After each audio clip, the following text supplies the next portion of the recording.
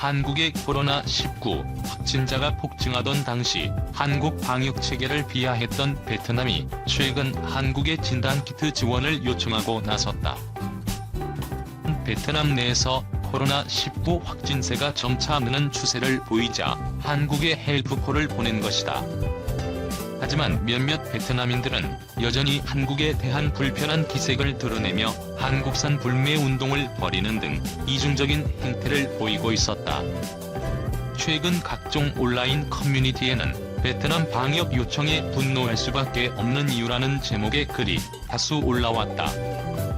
이들은 베트남 정부가 한국에 공식적으로 코로나19 진단키트 지원을 요청한 이후에도 현지 일부 언론, 시민들이 한국을 비판하고 있다고 말했다. 그러면서 베트남 SNS에 최근 올라오고 있는 각종 합성, 이미지 사진들을 올렸다. 현지 누리꾼들은 삼성, 베트남에서 나가라, 이미 노키아, 소니가 있으니 삼성 따위는 필요 없다. 한국산 불매 운동을 벌일 것 등 강도 높은 비난을 이어나가고 있다. 특히 이전과 달리 비판의 대상이 한국 정부가 아닌 삼성 등의 한국 기업으로 넘어간 것을 알 수 있다. 이들은 한국 기업들을 비판하는 것뿐 아니라 한국산 제품에 대한 불매 운동까지 불사하겠다는 반응을 보이고 있다. 한동안 K-팝 박항서 감독의 영향으로 한국에 긍정적인 반응을 드러냈던 베트남은 코로나19 사태 이후 이처럼 한국에 대한 혐오 감정을 쏟아내고 있다. 베트남에서 오는 15일까지 예정된 고강도 사회적 거리두기가 추가 연장 없이 종료될 것이라는 전망이 나오고 있다. 최근 코로나19 확산세가 소강 국면으로 접어들었기 때문이다. 베트남 보건당국은 코로나19 확진자가 2명 추가돼 총 262명으로 집계됐다고 13일 밝혔다. 베트남서 밀리는 삼성, 스마트폰 점유율 뚝. 삼성전자가 베트남에서 지난달 스마트폰 시장 점유율 30.1%를 기록했다. 역대 최저 수준이다. 불과 1년 만에 시장 점유율이 가파르게 하락하면서 삼성이 중국 시장처럼 베트남 시장에서도 밀려나는 것이 아니냐는 우려가 나오고 있다. 13일 독일 시장 조사업체 GfK에 따르면 삼성전자의 3월 베트남 오프라인 스마트폰 판매 시장 점유율은 30.1%다. 1년 전 50.9%에 달했던 시장 점유율이 1년 만에 무려 20.8%포인트나 하락한 것이다. 베트남에서 스마트폰은 오프라인을 통해서 80% 이상이 판매되고 있다. 삼성전자는 베트남 시장에서 갤럭시 S20 등 프리미엄급 모델과 갤럭시 A, 갤럭시 J 등 저가 라인업까지 모두 판매하고 있다. 지난해는 박항서 감독을 갤럭시 S10 모델로 한 에디션까지 출시하는 등 시장을 지키기 위해서 힘썼다. 하지만 저가 시장에서 중국의 오포와 샤오미, 베트남의 삼성이라고 불리는 빈그룹의 자회사 빈스마트까지 가세하면서 삼성이 경쟁력을 잃고 있다는 게 업계 분석이다. 빈스마트는 2018년 12월 첫 스마트폰 V스마트 액티브E를 출시하면서 시장에 등장했다. 빈스마트는 첫 스마트폰을 출시하고 15개월이 흐른 지난달 무려 16.7%의 시장 점유율을 달성했다. 빈스마트는 해외 기업과 기술 협력을 통해서 품질을 높이고 빈그룹과 연계해서 시장에서 두각을 나타내고 있다. 빈스마트는 지난해 삼성전자 베트남 법인 인사를 다수 스카우트까지 해가면서 사업 확장 의지를 드러냈다.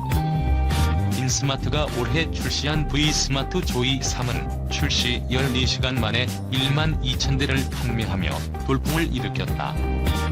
V스마트 조이 3은 퀄컴 스냅드래곤 632AP를 채택하고 2GB 램에 5000마 용량, 3개의 카메라를 달고 있다.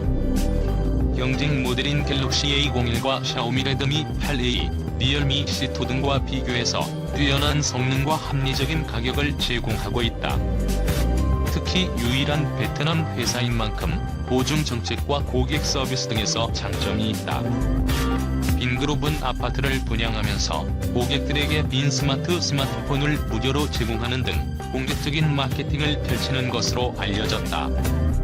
삼성전자는 올해 갤럭시 A51과 A71 등 고급형 오지 모델 출시를 통해 시장 방어에 나선다. 갤럭시 A 시리즈는 저가폰 시장에서 유일하게 오지를 지원하는 폰으로 6.5인치와 6.7인치의 큰 화면의 쿼드 카메라, 4K 고화질 동영상 촬영, 6GB 램 등을 지원한다. 갤럭시 S20 판매를 늘리기 위해서 24개월 이내 재판매할 경우 중고폰 가격의 50%를 현금으로 돌려받을 수 있는 프로그램을 출시했다. 프리미엄급 시장 점유율을 지켜서 점유율은 떨어지더라도 매출액 성장을 이어가겠다는 삼성의 의지로 해석된다. 이한우 서강대 교수는 삼성이 베트남에서 지난해까지만 해도 50% 점유율을 유지하면서 중국계 회사와 시장을 양분했는데 베트남 기업이 빠르게 치고 올라왔다며 저가 시장의 소비층이 합리적인 가격에 높은 서비스를 받을 수 있는 자국 브랜드를 선택했을 가능성이 크다고 말했다. 위기 속에 달라질 대한민국 국가 브랜드 자산. 현재 대한민국은 세계에서 코로나19 사태를 가장 잘 극복하고 있는 국가로 인식되고 있다. 이러한 것에 대한 반증으로 세계 여러 나라에서 한국 배우기와 한국 칭찬 러시가 연일 외신을 통해 보도되고 있다. 한국이라는 국가 브랜드 가치가 현격히 높아지고 있는 것이다. 마케팅 전문용어로 브랜드 자산이라는 개념이 있다. 상표와 그 상표의 이름이나 상징성에 관련된 자산이다. 브랜드 연구로 유명한 데이비드 아커 교수와 켈리는 브랜드 자산은 브랜드와 연관된 브랜드 인지도, 연상 이미지, 지각된 품질, 고객 충성도 4가지로 구분하고 있다. 이 개념을 한국이라는 국가에 적용해보면 대한민국은 인지도에서 세계인들에게 얼마나 많이 알려졌는지 여부에 관한 것이고, 두 번째 연상 이미지는 한국은 어떻게 알려졌는가라는 측면에서 과거의 6.25 전쟁을 겪은 후진국에서 개발도상국이나 중진국의 이미지였을 것으로 보인다. 이렇듯 브랜드 자산은 4가지 요소가 합쳐져 형성되는 것으로 근본 코로나19 사태 해결을 계기로 대한민국은 브랜드 자산의 가치를 높일 수 있는 절호의 기회를 맞이하고 있다. 세계 여러 국가의 언론 및 주요 인사들은 연일 보도하면서 한국의 사례를 배우겠다고 언급하고 있다. 스페인 언론에서는 이례적으로 한국에 대해 호평을 하고 있다. 베트남 기업 절반이 파산 예정인데 한국의 많은 것들이 지구를 지배하고 있다라고 보도하고 있다. 세계 최대 자산 운용사 블랙록의 레리 핑크 회장은 코로나 사태가 종식되고 회복될 때 엄청난 기회가 올 것이다. 전 세계 사람들은 그동안 우리가 일했던 방식, 여행하는 방식, 모이는 방식에 대해 근본적으로 다시 생각하게 될 것이다라고 말했다. 히트작 디커플링의 저자 탈레스 테이시이라 하버드대 교수는 근본 사태 이후 한국은 대박의 기회가 온다고 말했다. 한국은 이번 사태에 대응하면서 투명하고 안전하고 건강한 곳이란 좋은 이미지를 얻어 연상 이미지 제고 효과를, 반대로 중국은 저렴한 가격으로 전 세계를 점령했지만 안전과 투명성이 문제되면서 외면당할 수 있다고 했다. 실제로 한국은 신속한 대처와 방역, 성숙한 시민의식으로 국제사회의 방역 모범국이 되면서 한국 경제는 벌써부터 반사이익을 얻고 있다. 120여 개국이 넘는 국가에서 한국산 진단키트 등 방역용품 수입이 급증하고 있다. 비상시에 대비한 라면, 김치, 즉석밥 등 가공식품 수출도 호조를 보이고 있어 지각된 품질 제고 효과를 톡톡히 누리고 있다. 이처럼 한국의 위상과 미래의 경제 전망이 높게 평가되는 반면 일본의 전망은 어두워지고 있다. 일본은 그동안 올림픽 개최를 염두에 둔 듯 투명성에서 의심을 받고 있었고, 신규 확진자가 급속도로 증가 연일 500명이 넘어 누적 확진자가 4월 13일 현재 7,255명을 돌파하고 있다. 지난 3개월 동안 51개 기업이 도산했다고 로이터 통신이 보도하고 있다. 일본 아이치현에 있는 온천 운영업체 호텔과 요식업소 등은 이미 한국의 여행 보이콧으로 타격을 입은 곳인데 이번 전염병 사태로 더 이상 버티기 힘들었던 것으로 알려진다. 미국의 골드만삭스는 2분기 일본의 경제 성장률은 마이너스 25%가 될 것이라고 전망했다. 사태 초기에 한국의 방역이 틀렸다고 비판하며 자국의 상황을 방치했던 일본은 지금 엄청난 사태를 맞이하고 있는 것이다.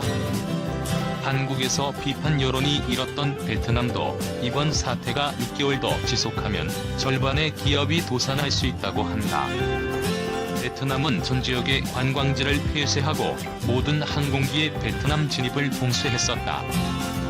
한국도 글로벌 불황의 영향을 완전히 피할 수는 없겠지만 전문가들은 한국에 대해 놀라운 분석을 내놓았다. 전 세계 많은 국가들이 세계 11위 국가인 대한민국의 경제 회복 과정을 보고 따를 것으로 전망한 것이다. 이미 대한항공의 진단키트를 수입하고 방역 대책을 배운 에스토니아는 한국이 위기를 극복하고 경제 활동을 재개하는 과정도 배우고 싶다고 했다.